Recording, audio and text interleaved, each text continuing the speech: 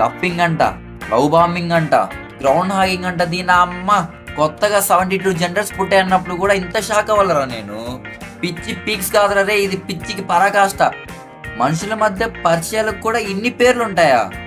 Guys, నేను స్లోగా ఉన్నానా లేకుంటే ప్రపంచం నాకన్నా చాలా ఫాస్ట్గా ఉందా? నాకేం అర్థం కావట్లేదు. ఒక షిప్ ఎక్కి డెస్టినేషన్ దగ్గర దిగితే వాడిని ప్యాసింజర్ అంటారు. అన్ని షిప్స్ షిఫ్ట్ అయితే పోతే వాడిని షిప్లో వర్కర్ అంటారా బేవకూఫ్. కింది స్థాయి వాళ్ళకి అర్థం కాదు, మాస్ వాళ్ళకైతే అర్థం కాదు.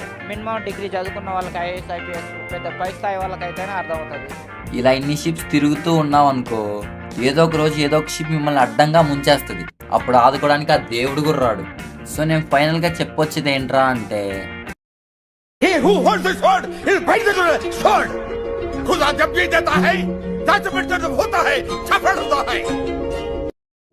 ముందుగా మనం మాట్లాడకపోయే దారి తప్పిన పంది పిల్లలు ఎవర్రా అంటే డెస్పరేట్ ఫ్రెషర్స్.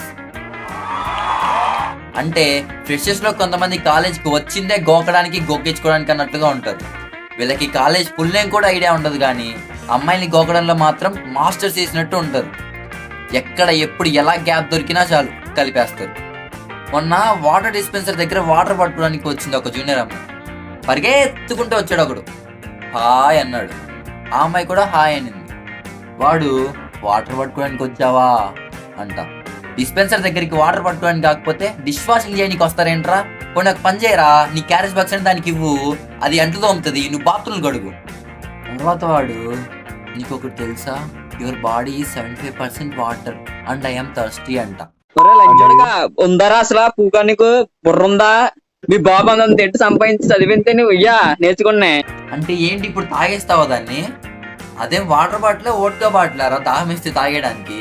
ఈ దరిద్రం వాడు చెప్పడమే ఒక దరిద్రం అంటే దానికి ఇది సిగ్గుపడుతుంది. నేను ఈ ప్రపంచాన్ని వదిలి వెళ్ళిపోదాం అనుకుంటున్నాను.